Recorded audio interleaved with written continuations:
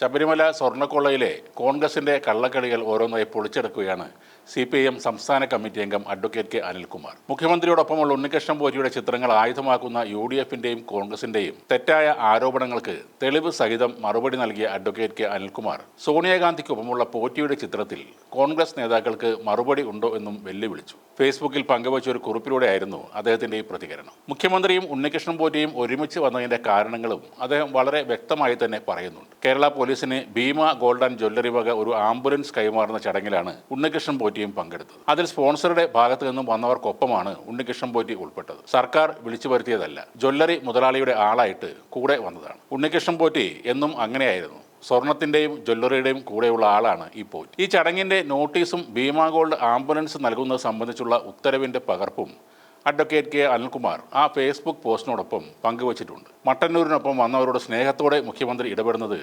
UDF convener Adoor Prakash വലിയ കുറ്റമായി അവതരിപ്പിച്ചു എന്നാണ് അദ്ദേഹം പറയുന്നത്. ഇപ്പോൾ വ്യക്തമായ തെളിവുകൾ അങ്ങോട്ട് നൽകിയ സ്ഥിതിക്ക് അത് ഇങ്ങോട്ടും വേണമെന്നും അദ്ദേഹം പറയുന്നു. അതായത് സോണിയാഗാന്ധിയുടെ വീട്ടിലെ ഏത് ചടങ്ങിനാണ് ഉണ്ണികൃഷ്ണൻ പോറ്റി പോയതെന്നും എന്തിന് UDF കൺവീനർ കൂടെ പോയെന്നും ഉള്ള കാര്യത്തിൽ കൃത്യമായ മറുപടി കോൺഗ്രസ് നൽകണമെന്നാണ് അനിൽകുമാർ ആവശ്യപ്പെടുന്നത്. അതേസമയം ഉണ്ണികൃഷ്ണൻ പോറ്റി സോണിയാഗാന്ധിയുടെ കയ്യിൽ ചരട് കെട്ടിക്കൊടുക്കുന്ന ഫോട്ടോ കടുത്ത വിമർശനമാണ് നേരിടുന്നത്. മുതിർന്ന കോൺഗ്രസ് നേതാക്കൾക്ക് പോലും പലപ്പോഴും സോണിയാഗാന്ധിയെ നേരിൽ കാണാൻ അവസരം കിട്ടാറില്ല. അങ്ങനെയുള്ളപ്പോൾ രാഷ്ട്രീയത്തിലോ സാമൂഹ്യ പ്രവർത്തനങ്ങളിലോ ഒന്നുമില്ലാത്ത, അറിയപ്പെടുന്ന ബിസിനസ് ഒന്നും ചെയ്യാത്ത ഉണ്ണികൃഷ്ണൻ പോറ്റിയെ പോലുള്ള ഒരാൾക്ക് സോണിയാഗാന്ധിയെ പലവട്ടം കാണുവാനുള്ള അവസരം എങ്ങനെ ലഭിക്കുന്നു എന്നതാണ് ചോദ്യം. അതിനെ മറുപടി നൽകാൻ കോൺഗ്രസിലെ ഒരാളും ഇതുവരെ തയ്യാറാകുന്നുമില്ല. പോറ്റി മാത്രമല്ല, ബെല്ലാരിയിലെ സ്വർണ്ണ വ്യാപാരി ഗോവർദ്ധനും സോണിയാഗാന്ധിയും ആന്റോ ആന്റണി MPയും അടൂർ പ്രകാശും ഒന്നിച്ചുള്ള ചിത്രങ്ങളിലും കോൺഗ്രസിന് മറുപടിയൊന്നുമില്ല. പോറ്റിയെ കയറ്റി എന്ന പാരഡി പാടി നടന്ന സൈബർ പോരാളികൾക്കും അതിന് ഉത്തരമില്ല. സ്വർണ്ണക്കൊള്ളയിലെ 2 പ്രതികൾ എങ്ങനെയാണ് സോണിയാഗാന്ധിയെ കണ്ടത്? എന്തിനായിരുന്നു സന്ദർശനം? ഈ ചോദ്യങ്ങൾക്കൊക്കെ മറുപടി പറയേണ്ട ബാധ്യത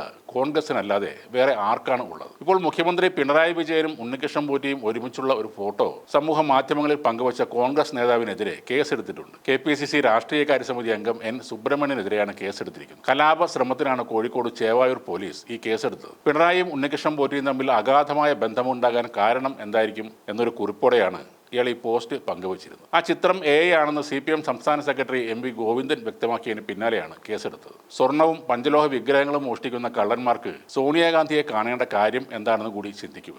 സോണിയാഗാന്ധിയുടെ ബന്ധുക്കൾക്ക് ഇറ്റലിയിൽ പുരാവസ്തുക്കൾ വിൽക്കുന്ന എത്നിക ഗണപതി എന്നീ പേരുകളിൽ 2 ഷോപ്പുകൾ ഉണ്ടെന്നും റിപ്പോർട്ടുകളുണ്ടായിരുന്നു. എല്ലാം കൂടെ ചേർത്ത് വായിക്കുമ്പോൾ കോൺഗ്രസുകാർക്ക് മറുപടി പറയാനും വളരെ ബുദ്ധിമുട്ടായിരിക്കും.